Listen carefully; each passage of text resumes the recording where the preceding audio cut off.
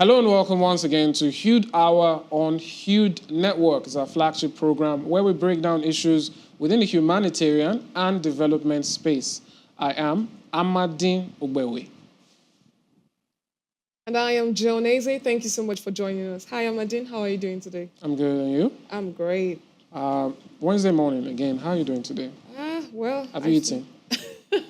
Yeah, I have. You know, that question, especially in this part of the country, there is a responsibility on the asker that if you're going to ask that question, you should be ready for a no, and you should be ready to do something about it. Exactly. So we'll work on that and see. I'm literally You already said you've eaten. I'm scared of asking you right now. No, but you said you've eaten, yeah, right? I have. Okay. But have you eaten? I haven't, and it's your responsibility now, but we'll talk about that later.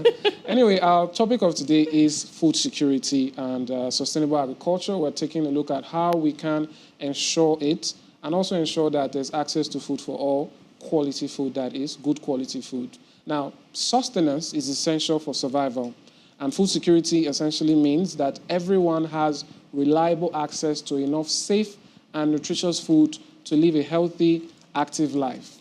Yet this goal can be disrupted by challenges like conflict, low agricultural productivity, or poor economic policies.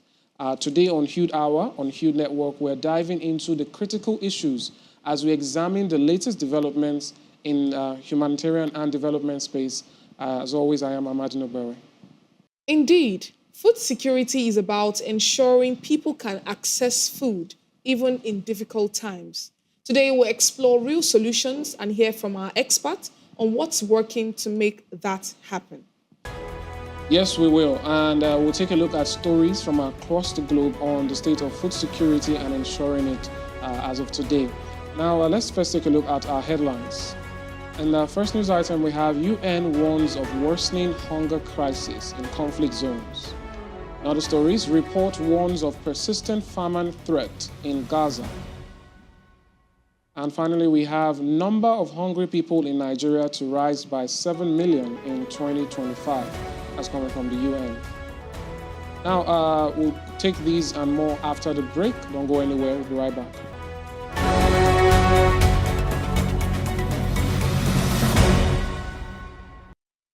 Now, according to the 2024 State of Food Security and Nutrition in the World Report, between 713 and 757 million people faced hunger in 2023.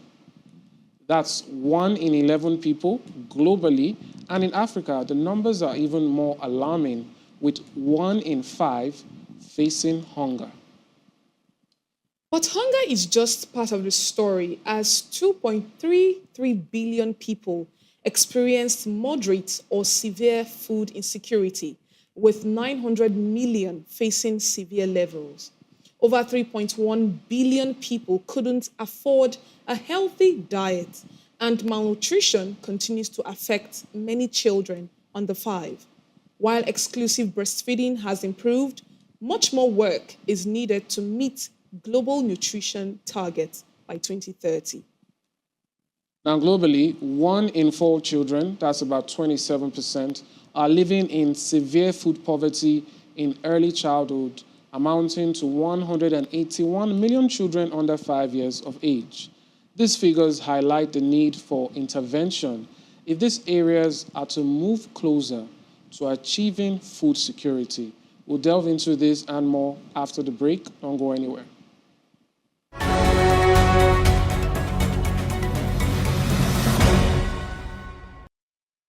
Now, a new UN report has stated that conflict, climate crisis, and economic strain are driving severe hunger, reaching famine levels in 22 countries and territories with no expected improvement over the next 6 months. The report flagged Gaza, Sudan, South Sudan, Haiti, and Mali as the hardest hit areas, where millions are experiencing critical levels of food insecurity. The Gaza Strip faces severe famine risk as a result of prolonged conflict, with 91% of residents in crisis levels of hunger. Sudan also reports escalating hunger as conflict devastates regions like Darfur and Khartoum. Violence by gangs has led to widespread hunger in Haiti, affecting over 2 million people. Similarly, in Mali and South Sudan, a combination of conflict and natural disasters have put millions at risk of starvation. The UN urges immediate global action to save lives and provide humanitarian assistance as hunger crisis worsens. Well, it's an issue of not forgetting the key things. We know conflict exists, but we still have to be humane. And a lot of these things are meant to deal with only combatants, and there's meant to be rules of engagement. And that being said, the governments and the agencies and the organizations are still working to get the best way to ensure that even with all of this happening, people still need sustenance. They still need to eat, and they still need to eat well.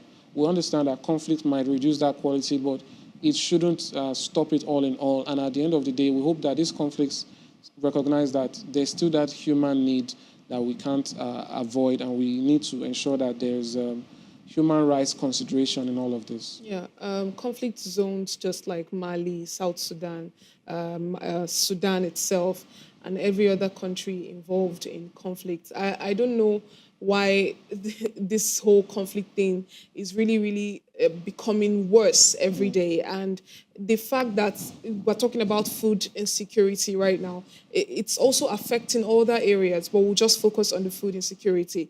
And it's quite unfortunate that a lot of things, a lot of people are really suffering. The children are not exempted. We saw in the news that millions of children are suffering from childhood poverty, and it's not really good. Imagine a child looking malnourished because the countries are going through one conflict or the other. And of course, not just conflict alone, also climate disaster. There are countries also going through that as well, and it has also affected the agricultural system. So it's a fast call to action that the international organizations are calling for actions, that this should be stopped. Countries should come together to put every hands on deck to make sure that every human being, being a child, a youth, an adult, an aged person, should have access to food, and not just food, nutritious meal as well. We go to the next news item we have. Report warns of persistent famine threats in Gaza, has faced a sustained risk of famine through winter unless fighting halts and humanitarian aid increases, according to a food security report by 16 United Nations agencies and NGOs. 12 months of conflict have decimated Gaza's infrastructure, disrupted supply lines, and devastated livelihoods, placing 91% of the population in acute food insecurity. The Integrated Food Security Phase Classification, that is IPC snapshot, released has projected that 1.95 million Gazans will face acute food insecurity, with 345,000 at catastrophic hunger levels. A slight improvement seen in September due to increased aid has been undermined by renewed fighting, which has severely restricted aid and commercial supplies since October.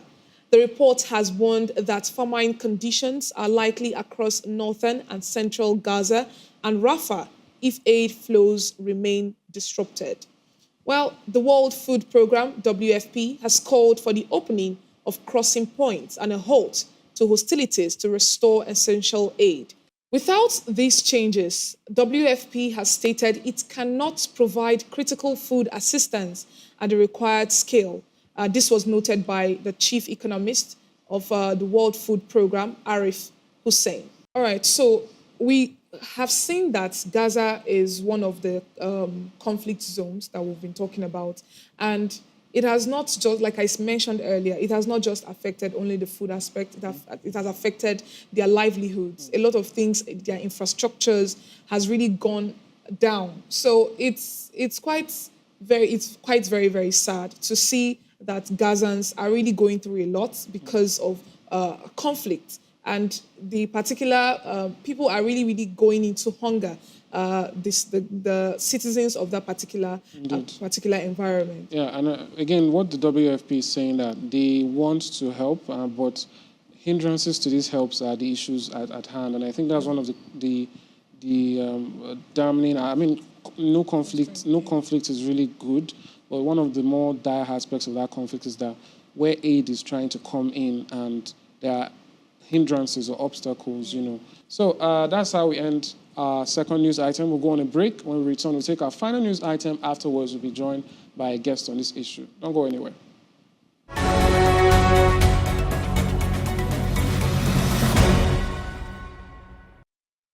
Now, the United Nations projects an increase of 7 million hungry people in Nigeria by August 2025. Nigeria is confronting one of its most severe hunger crises, with 33 million people projected to experience food insecurity in 2025, an increase of 7 million compared to the previous year, driven by economic hardship, according to a joint report from the government and the United Nations released recently. The biannual analysis conducted across 26 states and the federal capital estimates that 33.1 million people will face food insecurity by August. The report states that several factors are driving this trend, but most prominently are economic hardship coupled with record high inflation and a record rise in food prices and record high transportation costs. Nigeria's food insecurity crisis is being intensified by multiple factors, which have been mentioned in that report, especially in northern regions. Inflation hit a 28-year high at 34.19% in June of last year, with food inflation soaring above 40%, creating the worst cost of living crisis in decades. Recent economic reforms under the president have further raised agricultural inputs, energy and transportation costs, compounding the crisis. Well, these reports tend to go back and forth, especially with what the NBS is releasing every month. But at the end of the day, it's just something that policymakers, I believe, stakeholders should take into account and use to plan. August is not far away anymore. And sometimes when these reports come out, even though they might seem so scientific and well put out, I think there's a little bit of the political will in it to say that whatever the numbers might be, we're going to do things. We're going to make sure that by this time, we're not going to have this problem. We're going to ensure that more Nigerians are not being pushed into hunger.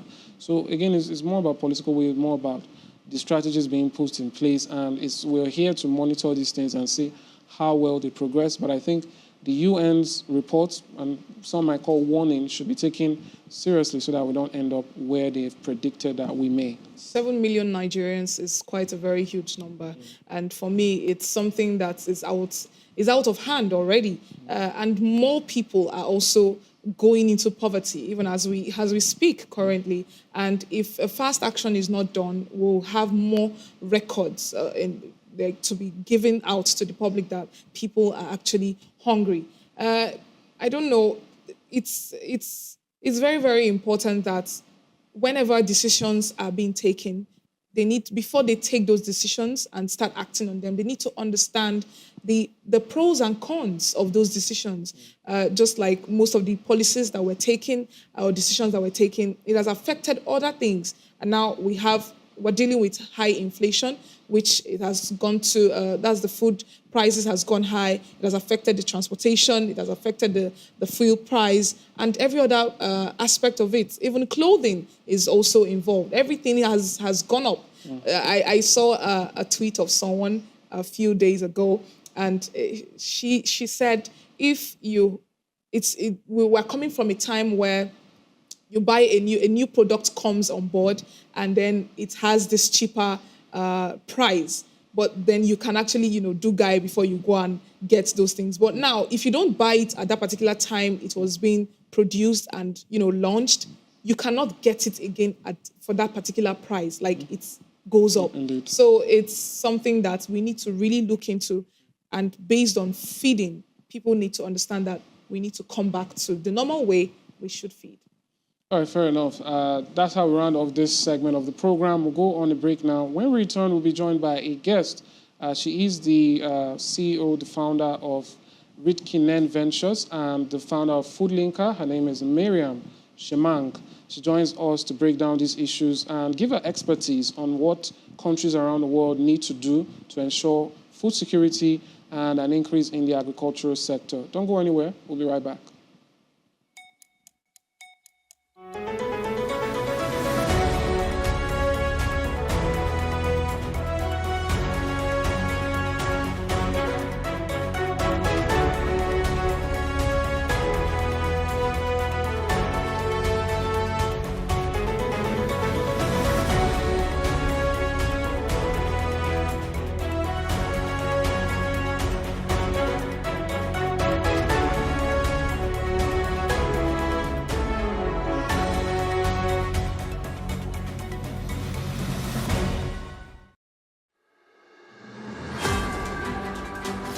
Every day, amazing stories of hope and tenacity unfold across the globe. On Hude Hour, we dive into these inspiring tales and discuss the vital work being done in the humanitarian and development space. Humanity has never faced a shortage of challenges, yet we rise stronger through teamwork and determination.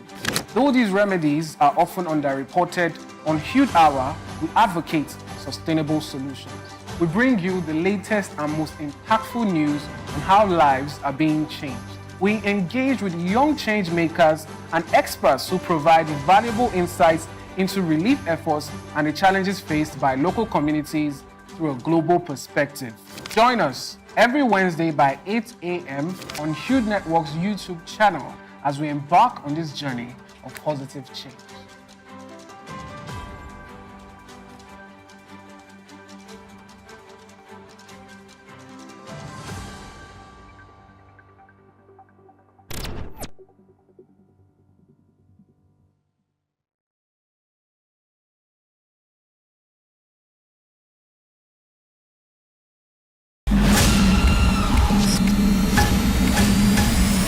Hey everyone, let's face it, our world today experiences numerous challenges.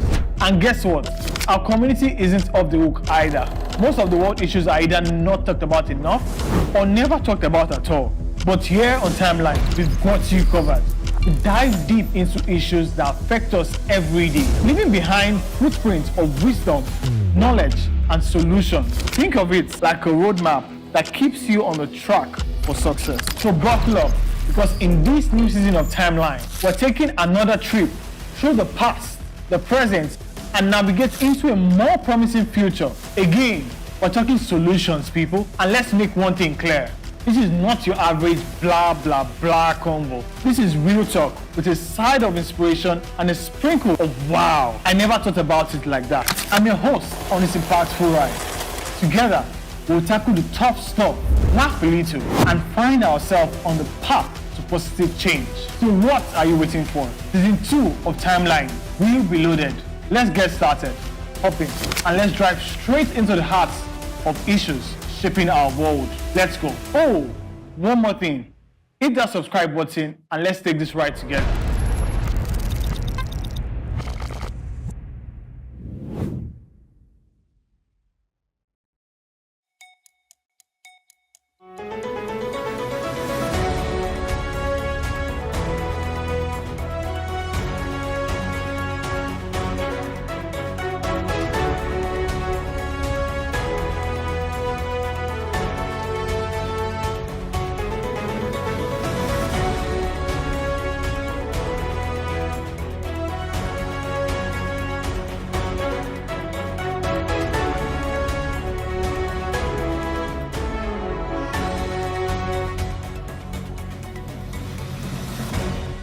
Welcome back if you're just joining us. This is still Hude Hour. We are talking about the issue of food security, sustainable agriculture, and ensuring access to safe food for all. We've been joined now by an expert in the field, the industry, talking about the person of Maria Shimang. She is the founder of Food Linker and Ridkinen Ventures, a food advocacy and, a food consultancy firm, and deals with the supply chain and all that has to do with curbing food insecurity and ensuring food security. Welcome to the program. Thank you so much. Well, good to have you. Good to have you. Thank you. I'm so happy to be here. Thanks so much. I feel like people in the food industry, they're always smiling. Yeah. Because, when they say a hungry man is an angry man, Yeah. you should always be happy. And we commend that you're trying to grant that happiness to everyone. So let's start with the basics. There are a number of issues as regards food security, Yes. and sometimes we have issues of conflict, but we also have issues of climate change. How does this come into play with food insecurity? Okay, so firstly, if you don't mind, I want us to define food security. Please go ahead. Yeah, so that because when people hear food security, they concentrate more on availability of food. But then food security has 4 parts to it. So food has to be available, people have to have access to it, and then people have to know how to utilize it, and then it has to be stable all year round. So that's food security is when people have access to safe and nutritious food all through the times that they need it. So about people, we're talking about everybody, not just a particular set of people. So when we see the definition of food security in that light, availability, that's where climate change plays a role.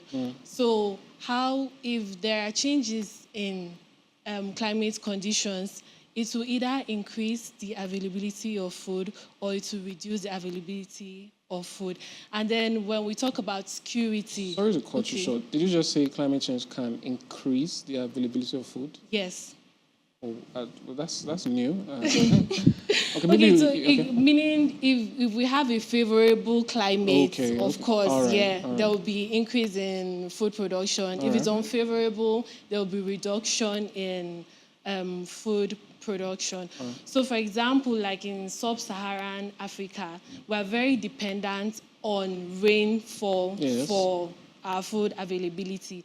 So when there's a change in climate, you have there's fewer rainfalls, and then farmers are always waiting on rain for their crops. So this is a factor that can affect the food security in the area of availability. All right, so you just mentioned Sub-Saharan Africa as a region that depends on the rainfall based on climate vulnerable areas. So I want you to tell us about the strategies, agricultural strategies that can be used for a sustainable goal to be achieved based on the agricultural aspect, food security. So what are those strategies that can be available for climate vulnerable areas? Okay, firstly, we have strategies like smart agriculture, but personally, I am an advocate of customized solutions because most times we'll see that people are doing things in more developed countries and they will want to just bring the same solution to a different climate like ours, like a developing country. I feel like we should seek for solutions from countries that have similar conditions as ours. So, for example, like in Sub-Saharan Africa, and then dealing with the issue of rainfall, we can adapt strategies like smart agriculture, greenhousing, where you'll be able to control the temperatures of your crops and your plants all year, and then that will mean there will be food available throughout the year. There's this farm in, I think, Ogun. I'm not sure, Ogun or Oshun. It's called Soilless Farm. So that's what they do. They have greenhouses there. They grow tomatoes. They grow different vegetables and different fruits. So with that, such strategies will help us have food to be available all year round. And then another thing we can look at again is having varieties that are resistant to some of this climate change. So over time, we've seen that, I don't know if you've noticed that maybe the maize that you used to eat when you were a child is not really what's in circulation now, and other grains, because they have improved varieties that will be able to withstand this climate change over time. So that's another strategy we can use. And I'm also an advocate for, if you have, like, if you should pick a case study, let's say like a vulnerable community and region, and then provide a solution that is for them. And how can we do that? We can do that by interacting with the farmers and asking them, what do you guys need? What ideas you have? Because you might be in the city, come up with very bright ideas, and then you want to just send it to people and just, it's like choking it down their throat and say, okay, this is what I have for you. But by the time you involve the community, the farmers, it will make it easily adaptable. So they are part of it. They created the solutions themselves, and then is a way to make it work better. I think that leads to my next question, because you've mentioned two things now. The grains that are more resistant. Yes. Sometimes it leads to conversations about genetically modified organisms, which gets pushed back from indigenous farmers who say, we don't know what you're talking about. This is new, we don't understand. So is there a way indigenous agricultural practices can complement these modern solutions that are coming on board? In fact, there are so many ways that we can combine indigenous knowledge with modern agricultural practices.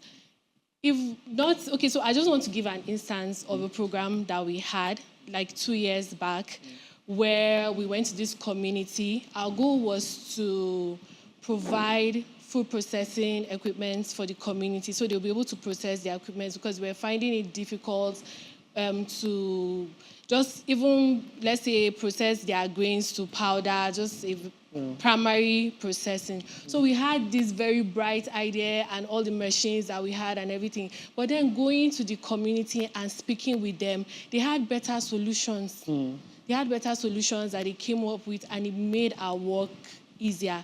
So collaborating with indigenous knowledge and then modern technology will help. Number one for me is to make it more acceptable. That's where I'm coming from. Because sometimes, as I said earlier, you have a solution and then people are not accepting the solution. So no matter what you do, it might be the brightest idea in the world, but if the people you're doing it for don't accept it, that will be a problem. So modern technology and indigenous knowledge is a must in harnessing food security, especially in increasing food products, crop production. All right, just a quick one. How do you now push through when you get pushed back? For instance, perhaps in this case, we understand you're trying to merge the two and understanding. But what happens where perhaps it's not all indigenous or traditional methods that are actually still viable in a changing world? If you have pushback where you are bringing, this is what's happening now, and this is what people are using to get ahead of the issues like climate change, even conflicts and all of that. They're using these methods, but people are saying this is the one we were taught by our forefathers. How do you think you can, meet that balance? Educate and show proof. So I have another instance again.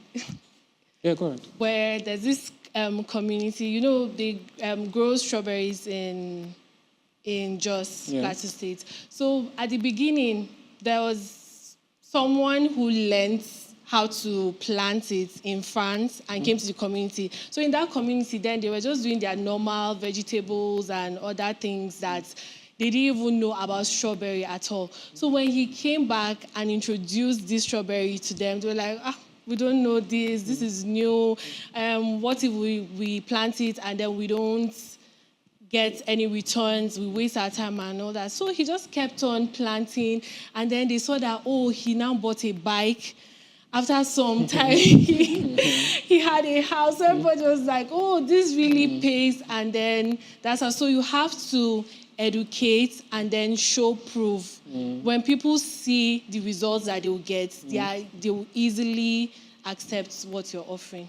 Oh, fair enough. Nice story. I want to even I'm go inspired. into... Okay. I think it's high time we went into strawberry farming so that we can have our own bikes as well. Yeah. But let's move forward to my next question. We have developed countries, underdeveloped countries, and developing countries. But let's focus on developing countries right now. So what are those strategies you think or you feel that can improve food security in developing countries? Okay, so firstly, again, we'll always go back to climate smart agriculture, greenhouses, water reservation, irrigation farming, like improving irrigation techniques, and then having resistant varieties of crops to be able to withstand climate change. And also, I know you've not mentioned it yet, but then having nutritious food, because if we're going back to my definition of food security, remember I mentioned the food must be nutritious and safe.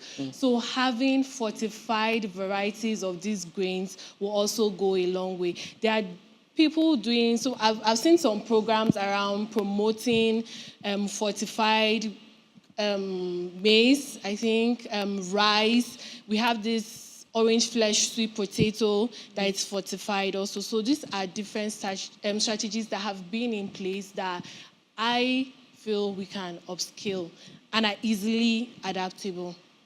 All right. And urban farming, of course, yes, that's something. Is that farming in your backyard, in the cities, or? Yes, farming in your backyard, in the cities, and then taking it a notch higher. So, like the soilless farming, where you use hydroponics, you don't use your soil, you use water, and then it requires a very small space for you to do that.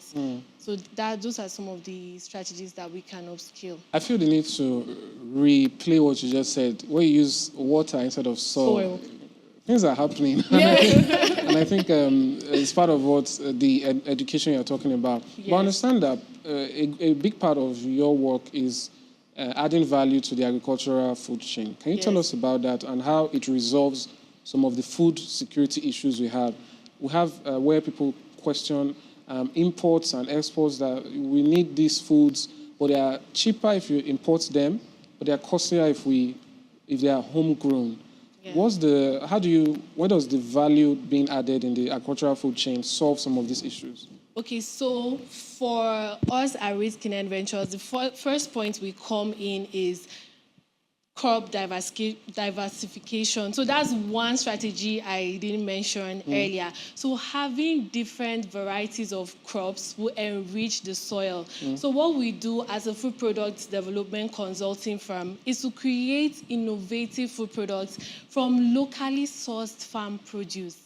So by the time I tell you farm orange flesh sweet potato, and I tell you that you can make bread from orange flesh sweet potato, you can make jam from orange flesh sweet potato, it will encourage more people to do that, because they know that they are not just farming this produce and then there will be nothing to do with it, or people will not be able to utilize it for other things. So first of all, we encourage crop diversification, plant different crops, plant-resistant varieties, crops that have gone ancient, that people don't know. We can bring them back. They are nutritious, they are valuable, and they enrich the soil also.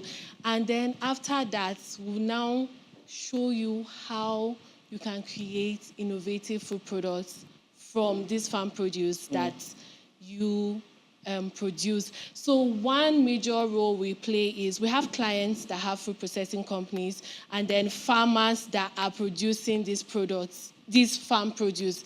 So by the time we're able to clinch our food processing clients and create an amazing, innovative product for them, of course, they will need ingredients to make the produce. So that's where we go back to the farmer and tell, oh, we told you to plant orange flesh sweet potato. Okay, this is an off-taker for your orange flesh sweet potato. So that's the role that we play. All right, just to add one more question.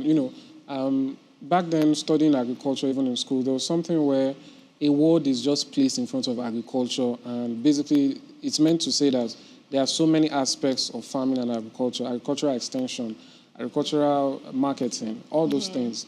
In this whole chain, are there any recommendations you have on how this can improve food security? For instance, farmers might complain that their only issue is just, transportation or storage sometimes. So how do you think other stakeholders can come in and fix these little issues? Because what you've spoken now is about the actual farming, growing the products and all of that.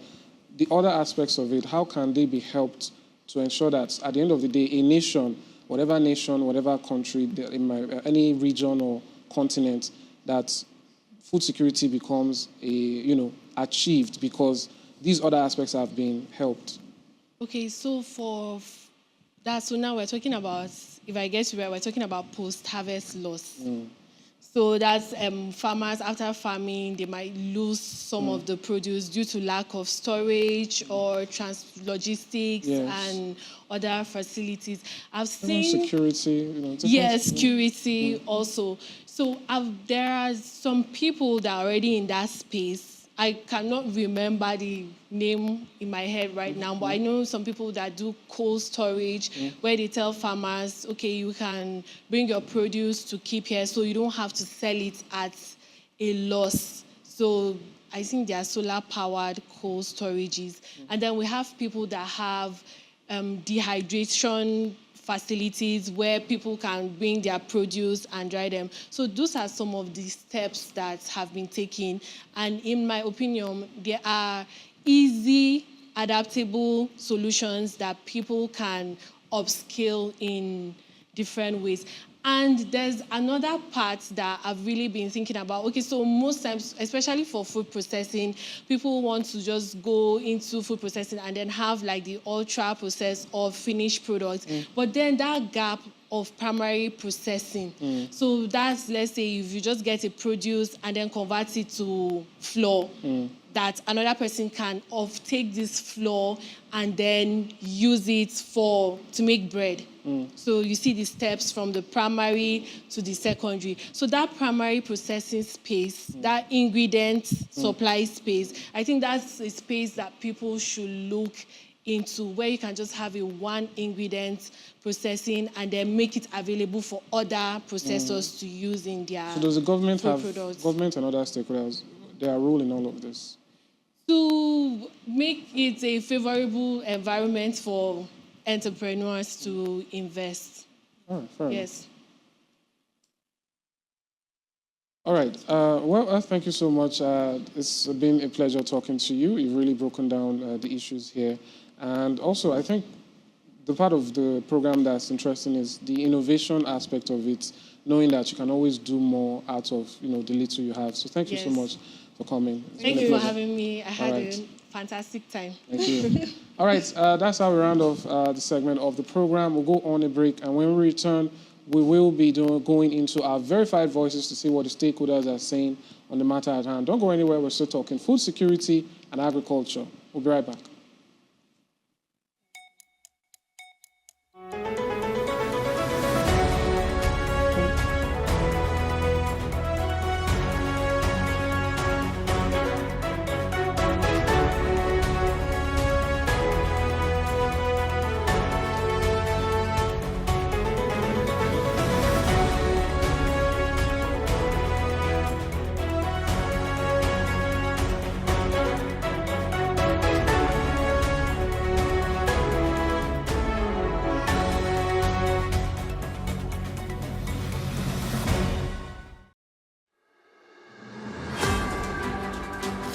Every day, amazing stories of hope and tenacity unfold across the globe. On Hude Hour, we dive into these inspiring tales and discuss the vital work being done in the humanitarian and development space. Humanity has never faced a shortage of challenges, yet we rise stronger through teamwork and determination. Though these remedies are often underreported, on Hude Hour, we advocate sustainable solutions. We bring you the latest and most impactful news on how lives are being changed. We engage with young change makers and experts who provide valuable insights into relief efforts and the challenges faced by local communities through a global perspective. Join us every Wednesday by 8 a.m. on Hude Network's YouTube channel as we embark on this journey of positive change.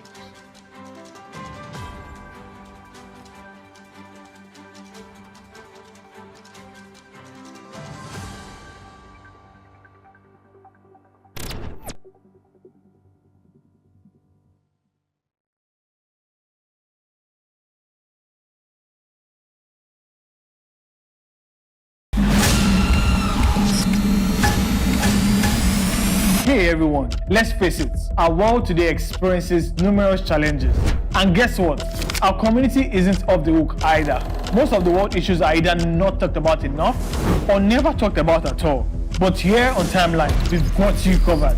We dive deep into issues that affect us every day, leaving behind footprints of wisdom, knowledge, and solutions. Think of it like a roadmap that keeps you on the track for success. So buckle up, because in this new season of Timeline, we're taking another trip through the past, the present, and navigate into a more promising future. Again, we're talking solutions, people. And let's make one thing clear.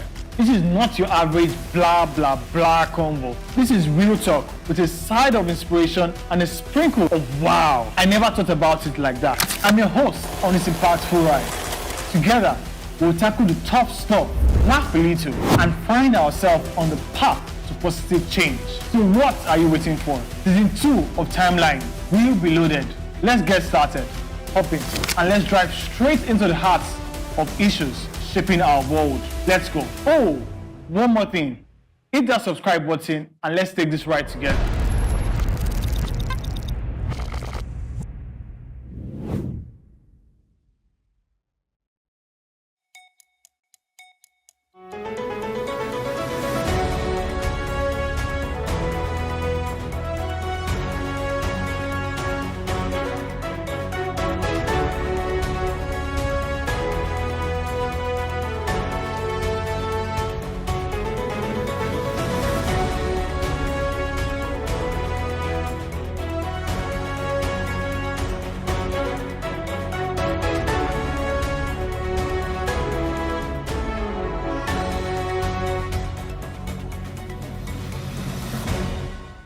Welcome back if you just joined us. This is the Hude Hour right here on Hude Network. We have been discussing the issue of food security and sustainable agriculture. And now we're delving into our Verified Voices segment, where we take a look at what the key stakeholders are saying on this issue. So Paul Oladipo is joining us now for this matter. Paul, how are you doing today? Very well, Amadi. I was expecting that you asked that what do I have for you today, and then I give you a response. Hold on. Hi, Paul. Paul, what do you have for us today? I have a more promising future for you today.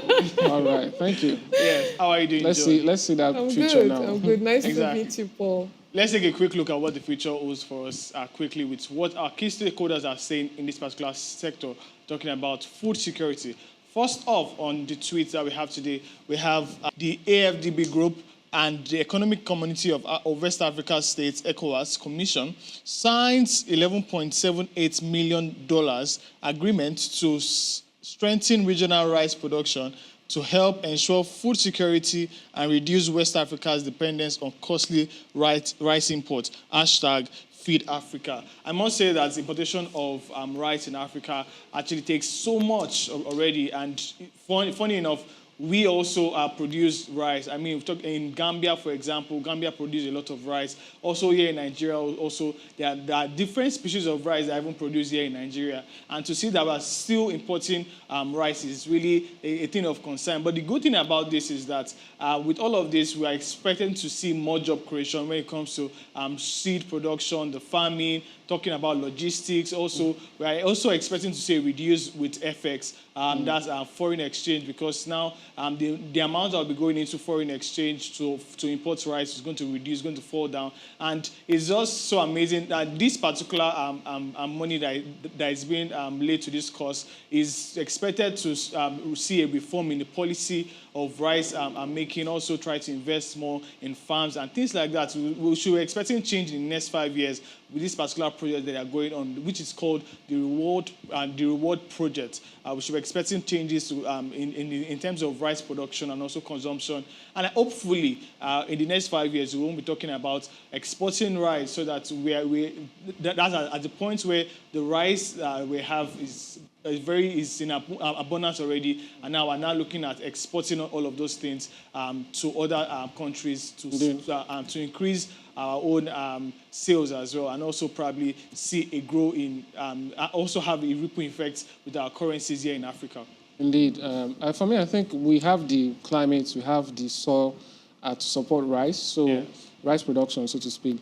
And I think the beautiful part of things like this, funding and agreements is that I feel these are things that need to happen before we start hearing things like, borders being closed and not allowing rights in. Because what happens is the average person suffers because the cost to buy locally produced goods, just like our guest said earlier, it's now higher than importing. Yes. So when these things are already on ground, helping those who are producing, it can help them get to a place where they are producing at the same pace or lower, and at the end of the day, it's cheaper to actually buy at home and consume at home than it is to import. And when we get to that level, I think we're already on the rise. And the next phase is now even considering if we can export our rice, because, our rice tastes good.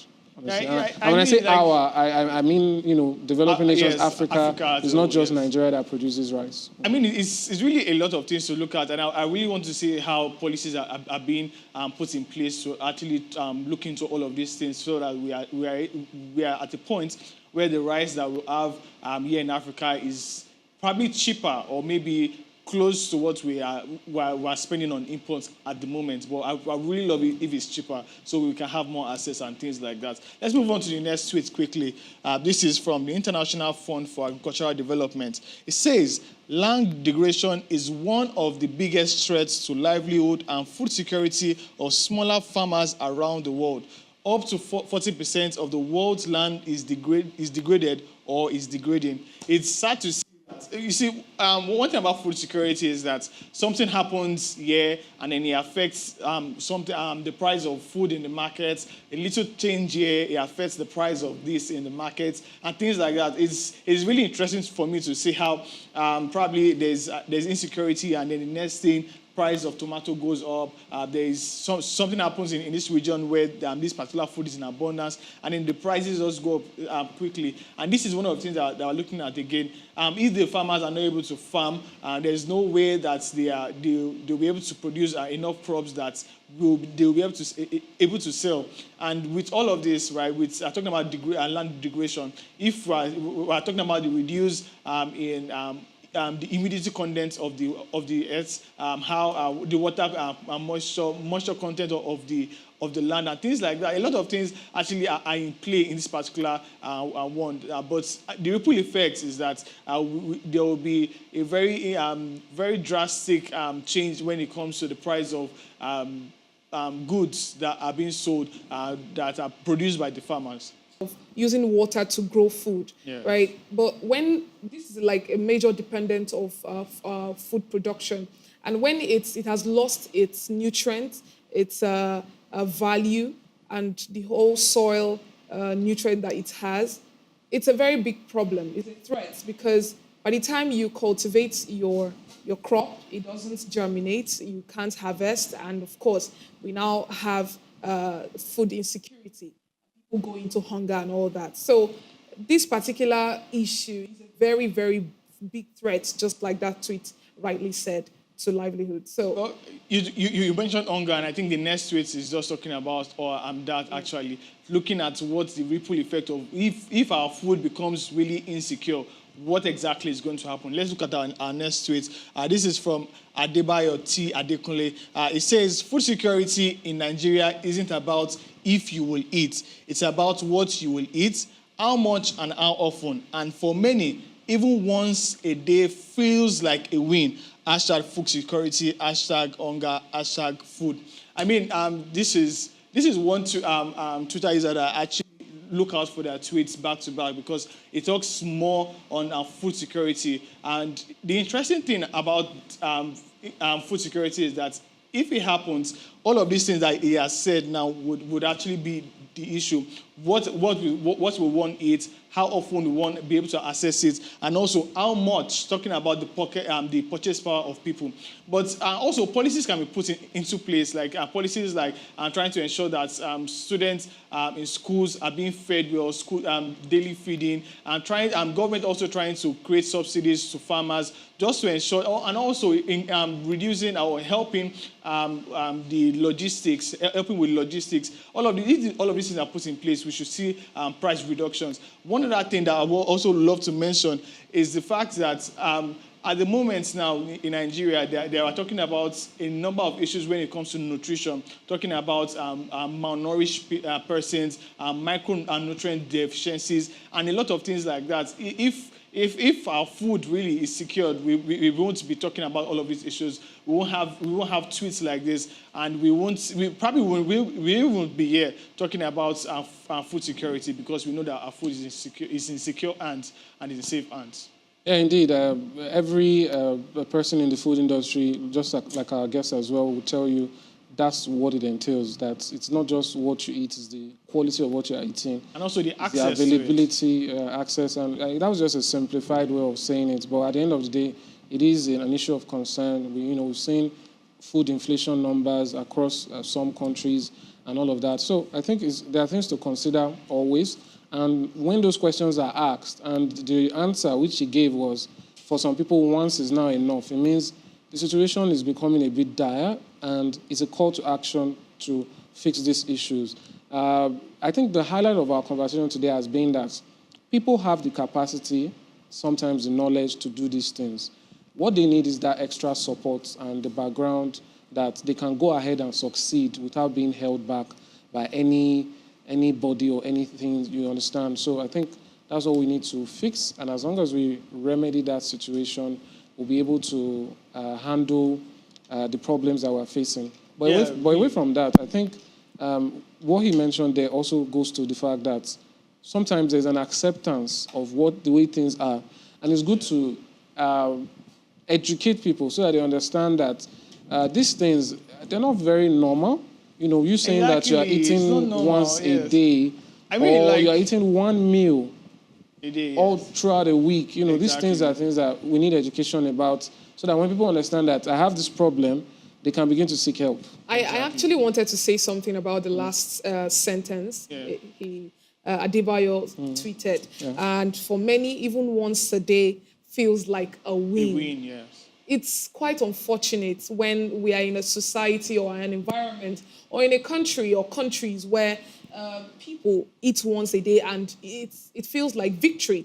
It's not supposed to be. Access to food is a right. It's not supposed to be a privilege. It's not something that people should be, begging for.